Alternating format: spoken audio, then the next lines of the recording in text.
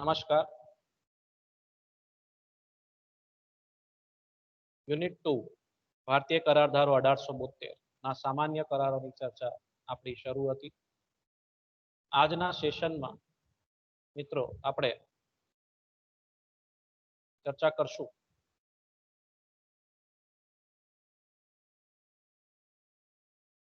કરારની જવાબદારીમાંથી મુક્તિ ચેપ્ટરની અંદરનો એક નવો પ્રશ્ન આપણે લેશું આજની ચર્ચામાં. આના પાછલા સેશનમાં આપણે કરારની જવાબદારીમાંથી મુક્ત થવાની જુદી જુદી રીતોની ચર્ચા કરી હતી. એટલે સંપૂર્ણ ચેપ્ટર આવી જાય સંક્ષિપ્તમાં આપણે ચર્ચા કરી હતી. હવે તેમાંની જ એક પદ્ધતિ છે, બીજી પદ્ધતિ પરસ્પર સમજૂતીથી. ટોટલ 6 પદ્ધતિ છે. એ 6 પદ્ધતિમાંથી જે સેકન્ડ નંબરની બીજા નંબરની જે હતી તેની આજે આપણે વિસ્તૃત ચર્ચા કરીશું. એ લોંગ ક્વેશ્ચનમાં પૂછી શકે છે અલગ. પરસ્પર સમજૂતીથી અથવા સંમતિથી કયા સંજોગોમાં કરારની જવાબદારીમાંથી મુક્તિ મળે છે તે સમજવું. એટલે જે બીજી પદ્ધતિ છે મ્યુચ્યુઅલ એગ્રીમેન્ટ અથવા મ્યુચ્યુઅલ કન્સન્ટના આધારે પક્ષકારોને કરારમાંથી મુક્તિ કેવી રીતે મળે છે એની ચર્ચા આજે કરશું. કાવ્ય પ્રસ્તાવના પર કરારના પક્ષકારો કરાર હેઠળ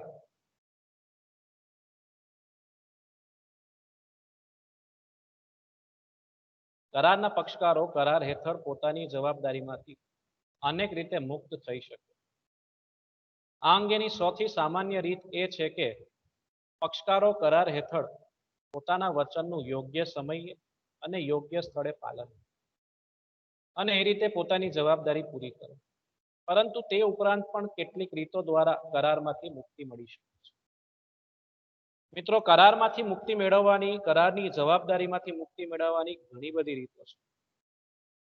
મુખ્ય રીતે 6 છે ભારતીય કરાર ધારાની અંદર જે ઉલ્લેખ કરવામાં આવ્યો છે. એની અંદર 6 એવી પદ્ધતિઓનો ઉલ્લેખ કર્યો છે.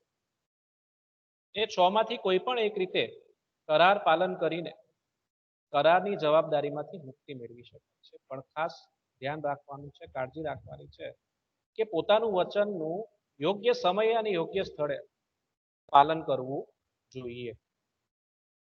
90% કરારો ની અંદર પક્ષકારોને પોતાની જવાબદારી અદા કરીને કરારમાંથી મુક્તિ મેળવે છે. એટલે એમ કહેવાય કે વચન પાલન દ્વારા અથવા કરાર પાલન દ્વારા પક્ષકારો કરારમાંથી મુક્તિ મેળવે છે.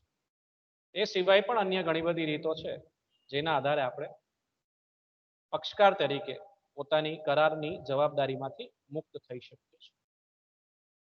ટોટલ આપણે અગાઉના સેશનમાં 6 પદ્ધતિઓની ચર્ચા કરેલી, જેમાં પ્રથમ હતી કરાર પાલન દ્વારા કલમ 37-38 ના આધારે, જેમાં ખરેખર કરાર પાલન દ્વારા અથવા ટેન્ડર દ્વારા કરારની જવાબદારીમાંથી પક્ષકારોને મુક્તિ મળે છે. બીજું હતું પરસ્પર સમજૂતીની અંદર આપણે સંક્ષિપ્તમાં ચર્ચા કરેલી કલમ 62 અને 63, જેની બીજી પદ્ધતિની જ આપણે વિસ્તૃત આજે ચર્ચા કરવાની છે. ડિટેલમાં પૂછી શકાય છે એક્ઝામ. ત્રીજું છે અશક્યતા દ્વારા ડિસ્ચાર્જ બાય ઇમ્પોસિબિલિટી કલમ 56, જેની વિસ્તૃત ચર્ચા હવે પછીના લેક્ચરમાં આવશે. આના પછીનો આપણો ટોપિક જ એ છે ડિસ્ચાર્જ બાય ઇમ્પોસિબિલિટી. નેક્સ્ટ લેક્ચરમાં આપણે એની ચર્ચા પર કરશું. ત્યારબાદ સમય વીતવાના કારણે કાયદાના અમલ દ્વારા અને અંતે આવે છે કરાર ભંગ દ્વારા કલમ 39 ના કરારમાંથી મુક્તિ મળી છે. આ 6 પદ્ધતિઓ છે જેના આધારે આપણને કરાર. મિત્રો, આજે આપણે જે બીજી પદ્ધતિ છે જેની વિસ્તૃત ચર્ચા થઈ શકે એમ છે, કારણ કે અંદર એની 2 કલમો છે 62 અને 63. એની અંદર 62ની 3 અને 63ની 3 એવી પદ્ધતિઓ આપી છે, જેની ચર્ચા આજે આપણે ડિટેલમાં કરશું ઉદાહરણો સાથે. તો હવે આપણે આપણા મુખ્ય મુદ્દા પર ઉતરીએ. જે પ્રશ્ન હતો તેના આધારે આગળ વધીએ છીએ. પ્રસ્તાવના અને પદ્ધતિઓનો ઉલ્લેખ કર્યા પછી હવે તમારે તમારો આન્સર આવી રીતના રજૂ કરવાનો છે. પરસ્પર સમજૂતીથી અથવા સંમતિથી. સમજૂતીને કહેવાય અંગ્રેજીમાં એગ્રીમેન્ટ અને સંમતિને કહેવાય કન્સન્ટ. બેમાંથી કોઈ પણ શબ્દ પૂછે, શબ્દના આધારે પ્રશ્ન પૂછે તો તમારે જવાબ આ જ લખવાનો છે. મ્યુચ્યુઅલ એગ્રીમેન્ટ અથવા મ્યુચ્યુઅલ કન્સન્ટ. જ્યારે પક્ષકારો જૂના કરારને બદલે નવો કરાર કરે ત્યારે જૂના કરાર હેઠળની તેમની જવાબદારીનો અંત આવે છે. આ અંગે કરાર ધારાની કલમ 62 નીચે મુજબની જોગવાઈ છે. સેક્શન 62 ની ચર્ચા હવે કરીએ છીએ આપણે પહેલા, ત્યારબાદ એ પૂરું થશે અને 63 ની ચર્ચા આવશે. પહેલા 62 સમજીએ. 62 શું કહે છે? 62 શેની ચર્ચા કરે છે? તો અહીંયા નવી અને જૂનીની વાત છે. તો નવી અને જૂનીની જ્યારે વાત કરીએ ને મિત્રો, તો એક મારા ખાસ મિત્ર છે જે મને હંમેશા એમ પૂછતા હોય, જ્યારે પણ મળે ત્યારે એમ કહેતા હોય છે, શું ચાલે છે નવા જૂની? તો મારો બહુ જબરજસ્ત જવાબ હોય છે આના લીધે, આ આધારે, કે સાહેબ નવી નજરમાં છે ને જૂની ઘરમાં છે, એવો મારો જવાબ હોય છે. તો જૂની અને નવી આ શબ્દો મગજમાં રાખજો, માઇન્ડમાં રાખજો, એટલે તમને આ ત્યારે જ મુદ્દો સમજ પડશે કે નવી આવે ને સાહેબ તો જૂનીને ભૂલી જવાની છે. તો નવી આવે તો જૂનીને ભૂલી જવાની છે, પણ શું કે સાહેબ નવો કરાર થાય ને એટલે જૂના કરારને આપણે ભૂલી જવાનું છે. આટલું બેઝ, આ પંચ લાઈન તમે જો યાદ રાખશો, આ જવાબ તમે ઇઝીલી યાદ કરીને લખી શકશો. એ જ ચર્ચા છે. જ્યારે પક્ષકારો જૂના કરારને બદલે નવો કરાર કરે ત્યારે જૂના કરાર હેઠળની તેમની જવાબદારીનો અંત છે. જૂના કરારનો અંત થઈ જાય છે, નવો કરાર થાય છે, અને નવા કરારના આધારે, નવી જવાબદારીઓના આધારે નવો કરારનો પાલન કરવાનો રહેશે. એનો પંચલાઈન છે, મુખ્ય મુદ્દો છે. કલમ 62 ની અંદર એવી 3 બાબતોનો ઉલ્લેખ છે જે હવે પછીની 3 લીટીઓમાં આપણે ચર્ચા કરીએ છીએ. જોગવાઈ જોઈએ. 62 ની જોગવાઈ શું કહે છે? જો કરારના પક્ષકારો એટલે કે જૂના કરારના બદલે નવો કરાર કરવાની વાત છે. જૂના કરારના બદલે નવો કરાર કરવા પહેલો મુદ્દો બને છે. અથવા કે જૂનો કરાર રદ કરવા, કોન્ટ્રાક્ટ જ કેન્સલ કરી દો, વાર્તા પૂરી કરો, અથવા તો તેમાં ફેરફાર કરવા. 3 સંજોગો છે, 3 બાબતો છે, 3 સિચ્યુએશન છે. નવો કરાર કરવાની વાત કરે છે, અથવા પછી જૂના કરાર રદ કરવાની વાત કરે છે, અથવા તો જે કરાર થયેલો છે જૂના કરારની વાત છે, જૂના કરારની અંદર તેની શરતોમાં ફેરફાર કરવાની. જો આ 3 માંથી કોઈ પણ એક સ્વરૂપ હોય તો મૂળ કરારનું પાલન કરવાની જરૂર રહેતી. આ 3 માંથી કોઈ પણ એક એક્ટિવિટી, એક હરકત આપણે કરી હોય, નવો કરાર કર્યો હોય, તો જૂનો કરાર ભૂલી જવાનો. જૂનો કરાર જ રદ કરી દઈએ તો વાર્તા પૂરી થઈ જાય. અથવા જૂના કરારની અંદર ફેરફાર કરીને આપણે એને નવો સ્વરૂપ આપતા હોઈએ તો મૂળ કરારનો અંત આવી જાય છે, જૂના કરારનો અંત આવી જાય છે. એટલે જૂના કરારના આધારે આપણે હવે કોઈ વચન પાલન કરવાનો રહેતો નથી, બલકી નવા કરારના આધારે આપણે વચન પાલન કરવા બને છે. એવી જ રીતે 3 રીતો, કલમ 62 ના આધારે 3 રીતોનું નિર્માણ થાય છે, એમ કહેવાય છે. 3 રીતો આવે છે. તે 3 રીતો કઈ? તો પહેલી છે નવા કરાર દ્વારા, જેને અંગ્રેજીમાં નોવેશિયો અથવા નોવેશન શબ્દ યાદ રાખજો. આ શબ્દના આધારે પણ તમને કદાચ ટૂંકો પ્રશ્ન પૂછી લે કે નોવેશિયો સમજાવો, એટલે શબ્દો જરાક ધ્યાન રાખજો. અંગ્રેજી પણ થોડુંક જોતા રહેજો. નોવેશિયો લેટિન શબ્દ છે, અંગ્રેજી નથી. નોવેશન અંગ્રેજી શબ્દ છે, તો થોડુંક ધ્યાન રાખવું. કલમ 62 નવો કરાર, નવા કરાર દ્વારા પહેલી પદ્ધતિ. બીજી પદ્ધતિ આવશે કરારની શરતોમાં ફેરફાર કરીને, અંગ્રેજીમાં કહેવાય બાય અલ્ટરેશન, કલમ 62 ના આધારે જ. અને ત્રીજો સ્વરૂપ છે કરાર રદ કરીને, બાય રેસિશન અથવા કેન્સલેશન પણ કહેવાય, કલમ 62 ના આધારે. આ 3 ની હવે પછીના આપણા સ્લાઇડ્સ ની અંદર, પીપીટી ની અંદર ચર્ચા કરશું વન બાય વન. ત્યારબાદ અથવા ત્યાર પહેલા આપણે બીજી 3 રીતો છે તેની પણ જરાક ચર્ચા કરીએ, જોઈ લઈએ પહેલા. આ તો 62 મુજબની 3 બાબતો હતી. હવે 63 મુજબની 3 વિગતો છે. 63 ની પણ જોગવાઈ છે કે અન્ય 3 રીતો પણ છે જેના આધારે પરસ્પર સંમતિથી અથવા પરસ્પર સમજૂતીથી પક્ષકારોને કરારમાંથી મુક્તિ મળે છે. તો જોઈએ ચોથી પદ્ધતિ શું કહે છે આ જ પ્રશ્નની અંદર, કે કરાર પાલનનો હક જતો કરીને એક પક્ષકાર પોતાનો કરાર પાલનનો હક જતો કરીને પણ કરારમાંથી મુક્તિ મેળવે છે. કલમ 63 ના આધારે, અંગ્રેજીમાં બાય વેવર કહેવાય છે. પાંચમી પદ્ધતિ છે યોગ્ય લાગે તેવી ભરપાઈનો સ્વીકાર કરવો. યોગ્ય લાગે તેવી ભરપાઈનો સ્વીકાર કરવો. બેમાંથી એક પક્ષકાર ચૂકવણી કરશે અને બીજો પક્ષકાર એટલે કે સામો પક્ષકાર એને જો યોગ્ય લાગશે તો એ ભરપાઈનો સ્વીકાર કરવા તૈયાર હોય તો એવો જો સ્વીકાર થાય તો એના આધારે પણ કરારમાંથી મુક્તિ મળે છે. એને અંગ્રેજીમાં બાય રેમિશન કહેવાય કલમ 63 ના આધારે, અથવા છઠ્ઠું છે સમય વધારી આપીને પણ બાય એક્સટેન્શન ઓફ ટાઈમના આધારે પણ કરારમાંથી મુક્તિ. 3+3 6 એવી પદ્ધતિઓને હવે પછી આપણે ચર્ચા કરશું વન બાય ઉદાહરણો સહિત સમજવાનો પ્રયત્ન કરશું. ખાસ સમજો, હવે આપણો મુખ્ય પ્રશ્ન વિસ્તૃત રીતે શરૂ થઈ રહ્યો છે એમ સમજી લો. તો પહેલી પદ્ધતિ જે આવે છે પરસ્પર સંમતિ અથવા પરસ્પર સમજૂતી. મિત્રો, બે વ્યક્તિઓ મળીને કરાર કરી શકે છે, કરારની રચના થઈ શકે છે, તો એ જ બે વ્યક્તિઓ મળીને કરારનો અંત પણ લાવી શકે છે. બે વ્યક્તિ ભેગા થઈને લગ્ન કરી શકે છે, તેવી જ રીતે બે વ્યક્તિ ભેગા થઈને ડિવોર્સની પણ માંગણી કરી શકે છે. બસ આ જ મુદ્દો છે અંદર, પરસ્પર રીતે કરારમાંથી મુક્ત થવાનો છે પક્ષકારોએ. તો પહેલી પદ્ધતિ આવે છે, પહેલી જે સિચ્યુએશન છે તેની ચર્ચા કરીએ. નવા કરાર દ્વારા નોવેશ્યો અથવા નોવેશ્યો કલમ 62.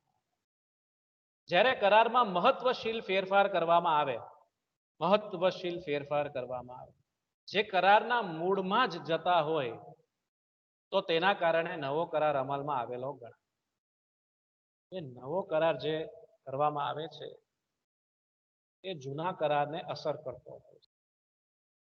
નવો કરાર જે કરવામાં આવે છે બે પક્ષકારો વચ્ચે એ જૂના કરારને સીધે સીધો અસર કરતો હોય. કેવી રીતે અસર કરતો હોય છે? તો સાહેબ, નવો કરાર જૂના પક્ષકારો વચ્ચે હોઈ શકે. પક્ષકારો એ જ છે.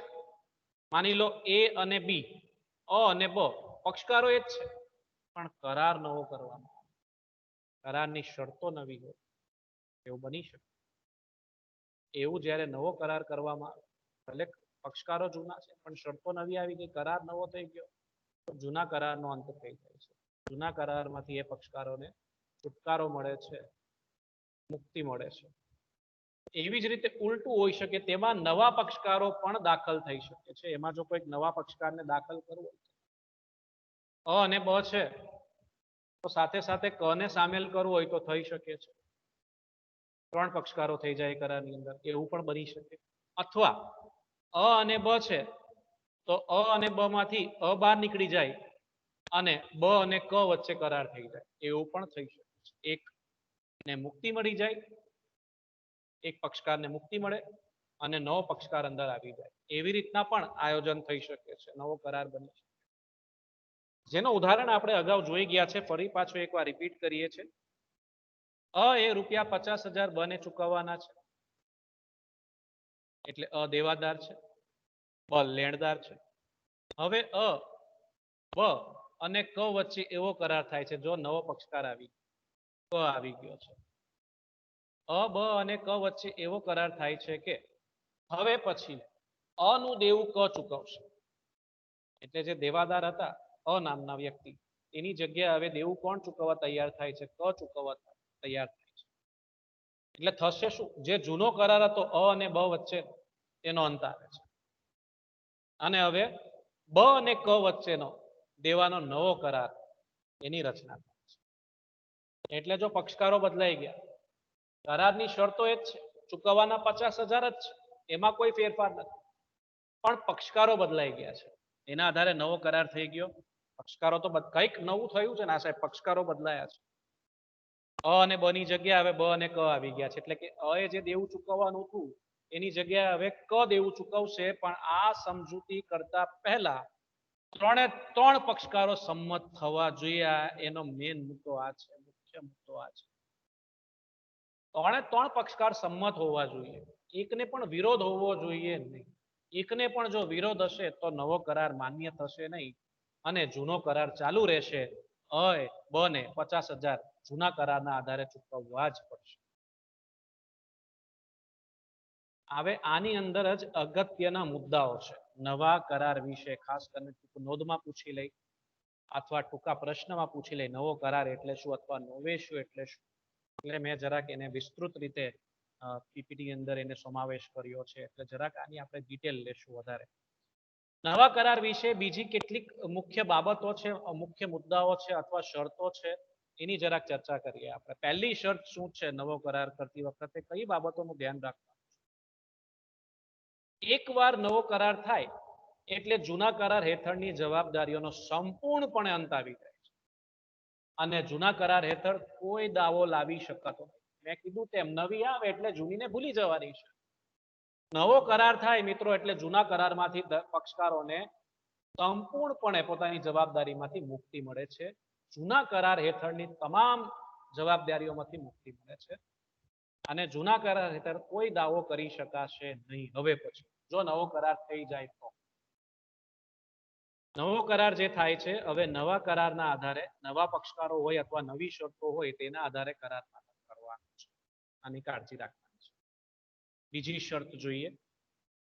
એકવાર જૂના કરારનું પાલન એકવાર જૂના કરારનું પાલન કરવાનો સમય થાય, સમયની વાત છે, સમય થાય અને વચન આપનાર તે કરારનો ભંગ કરે ત્યાર પછી જૂના કરારને બદલે નવો કરાર થઈ શકે.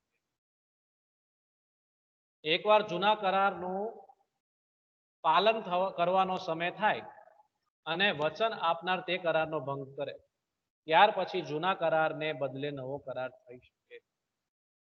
મિત્રો આપણે જો નવો કરાર કરવો હોય જૂનાની જગ્યાએ, જૂનો કરાર ચાલુ છે અને આપણે એની જગ્યાએ નવો કરાર કરવો છે તો મિત્રો જૂનો કરારનો અંત આવે તે પહેલા આપણે નવો કરાર કરવો પડશે.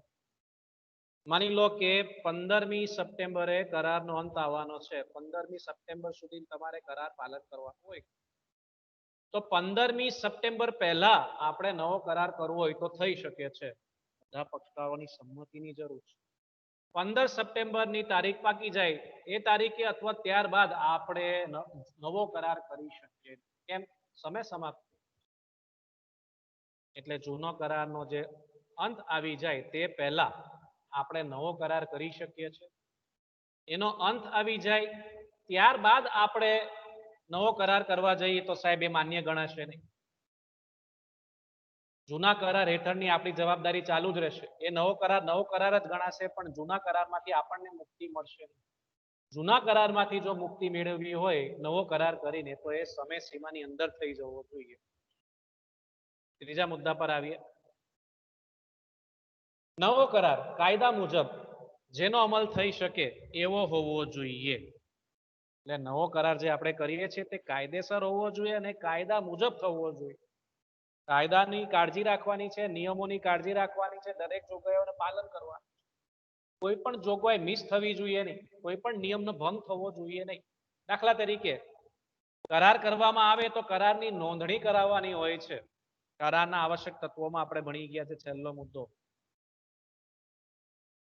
કે કરારની નોંધણી કરાવવી જોઈએ, કરાર લેખિત હોવો જોઈએ, કરારની નોંધણી થવી જોઈએ અને જે કંઈક જરૂરી સ્ટેમ્પ ફી આપણે ભરવાની હોય છે, સ્ટેમ્પ લગાડવાનો હોય છે એ લગાડવો જોઈએ સ્ટેમ્પ એક્ટ મુજબ. આ બધી જ બાબતોની આપણે કાળજી રાખવાની છે તો જ નવો કરાર કાયદેસર ગણાશે. આમાંથી આપણે કોઈ પણ એક વસ્તુ ભૂલી જશું, કોઈ પણ એક બાબત ચૂકી જશું તો ચાલશે નહીં. કે લેખિત કરાર કરવો જોઈએ, નોંધણી કરાવવી જોઈએ, જરૂરી સ્ટેમ્પ લગાડવો જોઈએ. માની લો કરાર લેખિત કરી લીધો હોય પણ નોંધણી જ ન કરાવી હોય તો સાહેબ તે કરાર કાયદેસર, નવો કરાર કાયદેસર ગણાશે અને આપણે જૂના કરાર હેઠળ આપણી જે જવાબદારી છે તે ચાલુ જ રહેશે, એમાંથી મુક્તિ મળશે. નવો કરાર જે કરવામાં આવે છે કાયદાના આધારે, કાયદા મુજબ તે થવો જોઈએ, તેનો અમલ થઈ શકે એવો હોવો જોઈએ. ત્યારબાદ છેલ્લો મુદ્દો, છેલ્લી શરત આવે છે બધા પક્ષકારોની સંમતિથી જ નવો કરાર થઈ શકે છે. સંમતિ તો પહેલા જોઈએ, દરેકે દરેક પક્ષકારની સંમતિ જોઈએ. અ, બ, ક એવી રીતના 3 પક્ષકાર હોય તો 3 સંમત થવા જોઈએ. એકનો પણ વિરોધ હશે તો નવો કરાર માન્ય ગણાશે. તો પહેલી પદ્ધતિ પૂરી થઈ. બીજી પદ્ધતિ પર આવી. હવે કલમ 62 ના આધારે બીજું આવે છે કરારની શરતોમાં ફેરફાર કરીને. જે તે શરતો મૂકવામાં આવી હોય કરારની અંદર તે શરતોમાં ફેરફાર કરીને નવો કરાર કરવામાં આવે તો જૂના કરારમાંથી મિત્રો મુક્તિ મળે છે. કલમ 62 અંગ્રેજીમાં કહેવાય by alteration, by changes, by modification, આવા શબ્દોનો ઉપયોગ કરી શકે છે. જ્યારે બંને પક્ષકારોએ બંનેની સંમતિથી કરારમાં ફેરફાર કરે ત્યારે તે ફેરફાર કાયદેસર છે. બંનેની સંમતિની જરૂર છે. બંને સંમત થયા હોય અને કરારની શરતોમાં ફેરફાર કરવામાં આવે તો એ માન્ય ગણાશે.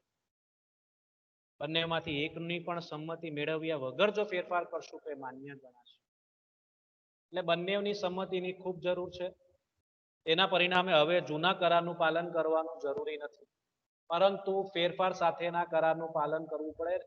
નવો કરાર થઈ જશે અને નવા કરારના આધારે આપણે હવે એ કરારની પાલન કરવાની જવાબદારી બને છે.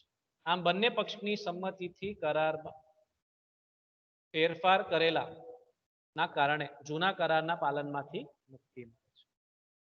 એટલે બંને પક્ષકારો પરસ્પર રીતે સંમત થવા જોઈએ. કરારની કોઈક શરતમાં ફેરફાર કરવા માંગતા હોય તો થઈ શકે છે ફેરફાર કરીને. શરતોમાં ફેરફાર કયા સ્વરૂપનું હોઈ શકે છે? કઈ શરતોનું ફેરફાર કરવામાં આવી શકે છે? સાહેબ, ખૂબ અગત્યનો પ્રશ્ન છે કે કોઈ કિંમત ચેન્જ કરવાની વાત હોય કે મિત્ર 250 નહીં, હવે પછી હું તને જે માલ આપીશ તેની કિંમતમાં થોડોક વધારો થયો છે, 260 તમારે આપવા પડશે.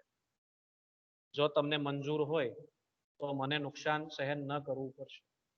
એવી શરતોની વાત, એવા શરતોની ફેરફાર કરવાની વાત હોય, અથવા કોઈ ક્વોન્ટિટીમાં ફેરફાર કરવાની વાત હોય. 200 નહીં મિત્ર, 250 મોકલજો ને, તો બંને સંમત થવા જોઈએ. જો બંને સંમત થાય તો આ ફેરફાર માન્ય ગણાય.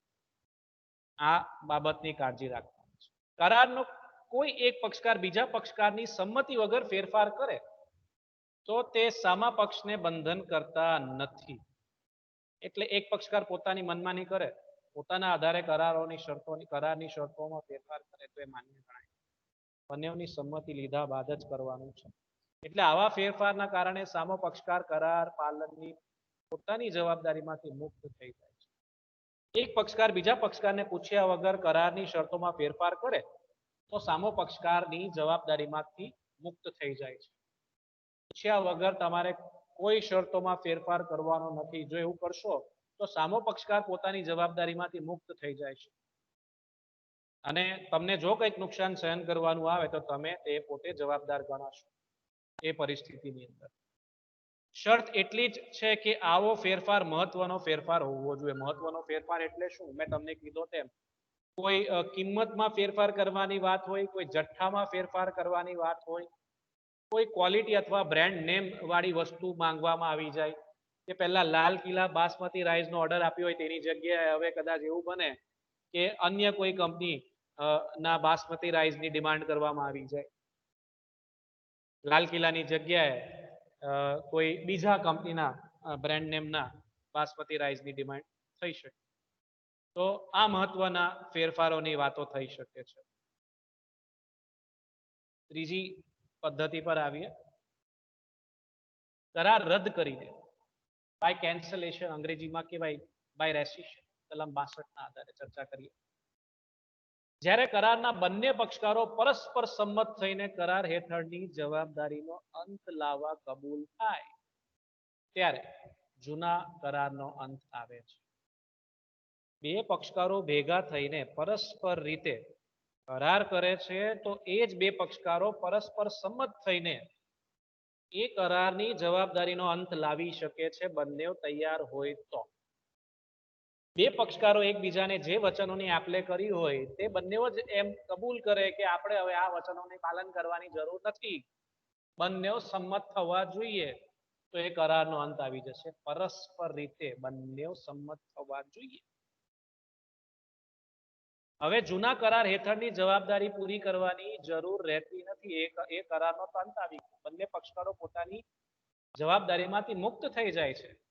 આવું રદીકરણ કરારની બધી શરતોનું હોઈ શકે છે અથવા અમુક શરતોનું થઈ શકે છે. સંપૂર્ણ કરાર રદ કરવાની વાત હોઈ શકે છે અથવા 5 શરતો હોય તો એમાંથી એવું બને કે અંશતઃ શરતો રદ કરે ને અંશતઃ ચાલુ રાખે. 5 શરતો હોય તેમાંથી 3 શરતો રદ કરવામાં આવે ને 3 શરતોના આધારે કરાર પાલનની માંગણી થઈ શકે છે. બંને સંમત હોય તો થઈ શકે છે. 3 શરતોની બાબતોમાં પક્ષકારોને મુક્તિ મળે છે, પણ બે જે શરતો ચાલુ રાખવામાં આવી છે તેના આધારે એ શરતોનું પાલન કરવું પણ છે. એ નોંધપાત્ર છે કે કંઈક પણ વિરોધ વગર કરારનું પાલન લાંબો વખત સુધી ન થયો હોય તો ગર્ભિત રીતે કરારનું રદ્દીકરણ થયાનું માનવામાં આવે છે. બે પક્ષકારો વચ્ચે જો કરાર કરવામાં આવ્યો હોય અને એમ કહેવામાં આવ્યું હોય કે તમારે માલ 15 દિવસમાં માલની ડિલિવરી 15 દિવસમાં કરવાની છે, 50,000નો જે માલ લખાવ્યો છે એક્સે વાયને, તો વાયએ 15 દિવસમાં તે માલની ડિલિવરી કરવાની હોય. 15 દિવસ શું 3 મહિના થઈ જાય, 6 મહિના થઈ જાય છે પણ માલની ડિલિવરી થતી ન હોય. ના એક્સે માલની માંગણી કરી હોય ન વાયએ માલની ડિલિવરી કરી હોય. બંને તરફથી કોઈ પ્રક્રિયા નથી થઈ. બંને પક્ષકારો અસક્રિય છે, કોઈ માંગણી થઈ નથી. અહીં આપોઆપ સમય વીતવાના કારણે લાંબો સમય સુધી કરાર પાલનની માંગણી પણ થઈ નથી. ગર્ભિત રીતે, કેવી રીતે? ગર્ભિત રીતે કરારનો અંત આવી જાય છે, કરાર રદ થઈ જાય છે, આપોઆપ રદ થઈ જાય છે. કેમ? ઘણો સમય વ્યાજબી સમયની પણ ઉપર થઈ ગયો છે. 15 દિવસની અંદર આપણે એનું પાલન કરવું જોઈતું હતું, પણ 3 મહિના 6 મહિના એક લાંબો સમય થઈ ગયો છે, ખાસો લાંબો. કોઈ વિરોધ નથી થયો બે પક્ષકારોમાં. ના પહેલા માલની માંગણી કરી, ના પહેલા બીજા પક્ષકારે માલ આપી. આપોઆપ આ કરારનો અંત આવી જશે, રદ થઈ જશે કરાર આપોઆપ. તો 62 મુજબની 3 પદ્ધતિઓની ચર્ચા કરી. હવે 63 પર આવીએ છીએ. તેમાં પહેલી પદ્ધતિ, એમ કન્ટિન્યુએશનમાં ચોથી પદ્ધતિ, પણ 63 મુજબની પહેલી પદ્ધતિ. કરાર પાલનનો હક જતો કરીને એક પક્ષકાર પોતાનો હક જતો કરીને પણ કરારમાંથી મુક્તિ મેળવી શકે છે. બાય વેવર કહેવાય અંગ્રેજીમાં. જોઈએ, સમજીએ શું કહેવા માંગે છે. આમ વચન લેનાર એટલે કે પ્રોમિસી, પ્રોમિસરને એટલે કે વચન આપનારને આપેલા વચનનું પાલન સંપૂર્ણ રીતે અથવા અંશતઃ જતું કરી શકે કે છોડી શકે, અને તેમ કરે તો વચન આપનારને વચનના પાલનમાંથી તે પૂરતી મુક્તિ મળી જાય છે. વચન લેનાર વચન આપનારને આપેલા વચનોનું પાલન એટલે વચન આપનારે જ વચન લેનારે જ વચન આપનારને શું કહે છે કે એ પોતાનો અધિકાર જતો કરે છે, પોતાનો હક જતો કરે છે, પોતાનો હક છોડે છે. એ કોઈ મિલકત હોય કે રકમ હોય કે કોઈ કૃત્ય કરવાનું હોય. વચન લેનાર સામેથી એમ કહી દે વચન આપનારને કે હું મારો હક જતો કરું છું, એટલે વચન આપનારને હવે પછી જે કૃત્ય કરવાનું હતું તે વચન આપનાર હવે કૃત્ય કરવા બંધાયેલો નથી. એને વચન પાલન હવે પછી કરવાની જરૂર. વચન આપનારને કરારમાંથી મુક્તિ મળી જાય છે. મુક્તિ આપે કોણ છે? વચન લેનાર વચન આપનારને આવી રીતના મુક્તિ આપે છે. વચન લેનાર સામેથી કહી દે છે કે પોતાનો હક જતો કરે છે. એવી જ રીતે જ્યારે વચન લેનાર આવી જાહેરાત કરી દે કે હું મારો હક છોડું છું, મારો હક જતો કરું છું, વચન આપનારને વચન પાલનમાંથી મુક્તિ મળી જાય છે. એને હાશકારો થઈ જાય. હાશ કોને? પ્રોમિસર. ઉદાહરણ સમજીએ, ઉદાહરણ થકી. અક્ષય પ્રિયંકાને એક ચિત્ર દોરી આપવાનું વચન આપે છે. અક્ષય પ્રિયંકાને એક ચિત્ર દોરી આપવાનું વચન આપે છે. અક્ષય કોણ છે? પ્રોમિસર. પ્રિયંકા કોણ છે? પ્રોમિસી. એ સમજવું પડશે તમારે કયો પક્ષકાર કોણ છે, તો તમે સરળતાથી લખી શકો. અક્ષય વચન આપે છે ચિત્ર દોરવાનું પ્રિયંકા. હવે જોઈએ ત્યારબાદ શું થાય છે. પ્રિયંકા તેને તેમ કરવાની ના પાડી દે છે. પ્રિયંકા એટલે પ્રોમિસી. પ્રોમિસી કહે છે કે તારે એમ કરવાની જરૂર. વચન આપનારને એટલે કે અક્ષયને પ્રિયંકા સામેથી ના પાડી દે છે કે એમ કરવાની મિત્ર જરૂર નથી, રહેવા દો, ચાલશે, તમે મારું ચિત્ર નહીં બનાવશો. હવે અક્ષય પોતાના વચનનું પાલન કરવા બંધાયેલો. કેમ? પ્રોમિસી સામેથી ના પાડી દીધું. જેના માટે ચિત્ર બનાવવાનું છે તે વ્યક્તિ જ સામેથી ના પાડી દે એટલે સામો પક્ષકાર એટલે કે પ્રોમિસર પોતાના વચન પાલનમાંથી મુક્ત થઈ જાય છે. આવી રીતના પણ મુક્તિ મળતી. આ તો એક ચિત્ર દોરવાની વાત છે. એવી રીતના જ કોઈ મિલકતમાંથી હક જતો કરવાની પણ વાત છે. એવો ઉદાહરણ પણ તમે લખી શકો. પાંચમા પદ્ધતિ પર આવીએ. યોગ્ય લાગે તેવી ભરપાઈનો સ્વીકાર કરવો. યોગ્ય લાગે તેવી ભરપાઈનો સ્વીકાર કરવો. રેમિશન કલમ 62 ની બીજી પદ્ધતિ કન્ટિન્યુએશનમાં પાંચમું. અહીં પણ વચન લેનાર જ મુખ્ય હીરો છે. એ જ સ્વીકાર કરશે જે સ્વીકાર કરવાનો છે. યોગ્ય ભરપાઈ. વચન લેનાર એટલે કે પ્રોમિસર પાસેથી વચન આપનાર પાસે તેના વચનના પાલન તરીકે પોતાને યોગ્ય લાગે તે સ્વીકારી શકે અને તે તેમ કરે એટલે તે વચન આપનારને તેના વચનના પાલનમાંથી મળે છે. ફરી પાછું સમજીએ. વચન લેનાર વચન આપનાર પાસેથી તેના વચનના પાલન તરીકે પોતાને યોગ્ય લાગે તે સ્વીકારી શકે. સ્વીકાર કોણ કરશે સાહેબ? વચન લેનાર સ્વીકાર કરશે. વચન આપનાર માની લો ચૂકવણી કરતો હોય રકમની અને વચન લેનાર તેનો સ્વીકાર કરે છે.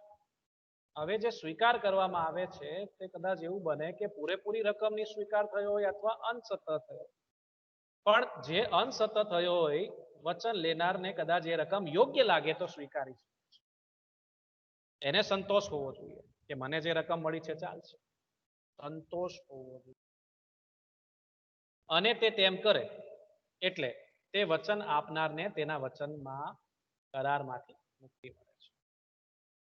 એટલે વચન આપનારે જે તે કંઈક આપવાનું હોય, માની લો રકમ ચૂકવવાની હોય વચન પાલન તરીકે, વચન લેનારને તે રકમનો સ્વીકાર કરી દે એટલે વચન આપનાર પોતાની વચન પાલનમાંથી પોતાના વચન પાલનની જવાબદારીમાંથી મુક્તિ મળે છે. કરારમાં હોય તેનાથી ઓછું, હવે સમજો, કરારમાં હોય તેનાથી ઓછું સ્વીકારવું કે ઓછું સ્વીકારવાનું વચન પણ આપવું એ પણ કાયદેસર છે. જે રકમ ચૂકવવાની છે તે સંપૂર્ણ રીતે ચૂકવવામાં નથી આવતી, તે પૂરેપૂરી રકમ ચૂકવવામાં ન આવે અથવા પૂરેપૂરો માલ આપવામાં ન આવે અને સ્વીકાર કરવામાં આવે તો સામો પક્ષકાર એટલે કે વચન આપનાર પોતાની જવાબદારીમાંથી મુક્ત. ત્યારે જ્યારે જે સ્વીકાર કરવામાં આવે છે પ્રોમિસી થકી એને તે સ્વીકાર યોગ્ય લાગવી જોઈએ તો જ. ઉદાહરણ થકી સમજીએ. આરઝુ એટલે કે આરઝુ નામનો પ્રોમિસર, આરઝુએ ઉમંગને એટલે કે પ્રોમિસીને રૂપિયા 15,000 આપવાના છે. પ્રોમિસરે પ્રોમિસીને 15,000 આપવાના છે. આખા કરજની ભરપાઈમાં જે સ્થળે અને જે સમયે રૂપિયા 15,000 આપવાના હતા, જે સ્થળે અને જે સમયે 15,000 આપવાના હતા ત્યાં આરઝુ રૂપિયા 10,000 આપે છે. સમજો રકમ ઓછી થઈ ગઈ. જો ઓછું સ્વીકારવું, 15,000 આપવાના હતા તેની જગ્યાએ પ્રોમિસર 10,000 જ આપે છે અને ઉમંગ તેનો સ્વીકાર કરે છે. ઉમંગ કોણ છે? પ્રોમિસી. યોગ્ય લાગે તેવી ભરપાઈનો સ્વીકાર કરે છે, ઓછું સ્વીકારે છે. 15,000 ની જગ્યાએ 10,000 જ આપવામાં આવે છે અને સામો એટલે કે પ્રોમિસી એનો સ્વીકાર પણ કરે છે. અહીં આખો વ્યવહાર કરજ મુક્ત થયેલો ગણાય. એનો મતલબ શું? કે હવે પછી ઉમંગ આરઝુ પાસે બાકીના 5,000 ની માંગણી કરી શકશે. યોગ્ય લાગે તેવી રકમની સ્વીકાર થઈ ગયો છે. 15,000 તો સામા પક્ષકારે આપ્યા નહીં, પણ એક સેટલમેન્ટના તરીકે, માંડવાળના તરીકે 10,000 નો સ્વીકાર થઈ ગયો છે. એટલે હવે પછી ભવિષ્યમાં 5,000 ની માંગણી પ્રોમિસી ક્યારે પ્રોમિસર પાસેથી કરી શકશે? ઉમંગ આરઝુ પાસે માંગણી કરી શકશે, કારણ કે તમે યોગ્ય સમય યોગ્ય સ્થળે જે રકમ લેવાની હતી તે રકમ સ્વીકારી લીધી છે. સામા પક્ષકારે એવી વાત કરી હોય કે 15,000 તો નહીં આપો, 10,000 તમને જોઈતા હોય તો 15,000 હું નહીં આપું તમને, પૂરા નહીં આપું, કર્જ છે. તમને એવું લાગતું હોય કે મને આ 15,000 મળવા લાગતા નથી, તો તો લાવને આવા દેની 10,000 તો 10,000. તો આવી રીતના તમે 10,000 નો સ્વીકાર કરો અને કદાચ 5,000 જતા કરી દો, કઈ વાંધો નહીં, 10 તો આવ્યા, 70% જેટલા તો આવ્યા એમ માનીને આપણે સ્વીકાર કરી 60 થી 70% જેટલી રકમ આવી. લાસ્ટ મુદ્દા પર આવીએ, સમય વધારી આપીને બાય એક્સટેન્શન ઓફ ટાઈમ, કલમ 63 ના આધારે છેલ્લા પદ્ધતિ પર આવીએ. કરારનો પક્ષકાર કરાર પાલન સમયગાળો વધારી આપે, સમય સીમા વધારી આપે, ત્યારબાદ આવો નવો વધારી આપેલો સમય વીતે નહીં ત્યાં સુધી તેને દાવો કરવાનો હક મળતો. સમય સીમા વધારવાની વાત કરવામાં કે દાખલા તરીકે અસાઇનમેન્ટની તારીખ 11મી સપ્ટેમ્બર રાખવામાં આવી હોય, પણ માની લઈએ કે 100 માંથી 70 વિદ્યાર્થીઓ અસાઇનમેન્ટ જમા કરાવ્યા હોય, 30 અજીન મિત્રોના બાકી રહી ગયા હોય જમા કરવા, તો જે સાહેબ હોય તે સાહેબે સમય સીમા વધારી આપી કે 11 સપ્ટેમ્બરની જગ્યાએ કે મિત્રો વાંધો નહીં, હવે તમને એક અઠવાડિયાનો વધારે સમય આપવામાં આવે છે, 17મી સપ્ટેમ્બર સુધી તમે જમા કરાવી. તો જ્યાં સુધી 17મી સપ્ટેમ્બર પૂરી ન થાય ત્યાં સુધી જે આપણે અધિકારનો ઉપયોગ કરવાનો છે એ અધિકારનો ઉપયોગ કરી શકાશે. એટલે જ્યાં સુધી જે સમય સીમા નક્કી કરવામાં આવી હોય કરારની, તે સમય સીમા પૂરી ન થાય ત્યાં સુધી કરારની અંદર જો કરાર ભંગ થયો હોય તો દાવો પણ કરી શકાય. ઉદાહરણ થકી સમજીએ. તમન્નાએ અરમાનને રૂપિયા 40,000ની રકમ ઉધાર આપે છે. આ રકમ તેને 1/6/2020 ના રોજ પરત કરવાની હતી. અરમાનની વિનંતીથી તમન્નાએ હવે આ રકમ 1/8/2020 ના રોજ પરત કરવાનું સ્વીકાર્યું. અરમાને વિનંતી કરી તમન્નાને કે ભાઈ 1/6/2020 સુધી તો હું તમને આ રકમ પરત કરી શકું એમ નથી. તો અરમાને તમન્નાને વિનંતી કરી કે થોડુંક એક્સટેન્શન કરી આપો, જરાક સમય વધારી આપો તો મારા માટે જરાક સારું થશે. તો જો તમન્ના એમની આ રિક્વેસ્ટ માની લઈ અને સમય સીમા વધારી આપે છે, 2 મહિનાની સમય સીમા વધારવામાં આવી છે, 1/8/2020 ના રોજ પરત કરવાનું સ્વીકાર્યું. હવે તમન્ના તારીખ 1/8/2020 સુધી કોઈ પગલા લઈ શકે, કોઈ કાર્યવાહી અરમાન વિરુદ્ધ કરી શકશે. હા, 1/8/2020 પછી તમન્ના જો દાવો કરવો હોય અરમાન ઉપર રકમની વસૂલાત માટે તો એ કરી શકે છે, પણ આ સમય સીમા પછી. જૂના સમય સીમાના આધારે કરારમાંથી મુક્તિ મળે છે, લેકિન નવે સમય સીમાના આધારે કરારનું પાલન કરવાનું. પણ જૂની તારીખના આધારે આપણે એનું પાલન નથી. આવી રીતના એક્સટેન્શન ઓફ ટાઈમ થઈ શકે છે. જે સમય સીમા વધારી છે એના આધારે હવે પાલન કરવાનું છે, જૂના સમય સીમાના આધારે હવે પાલન કરવાનું રહેતું. આવી રીતના પણ જૂના સમય સીમાના આધારે કરારમાંથી મુક્તિ મળી શકે પક્ષકાર.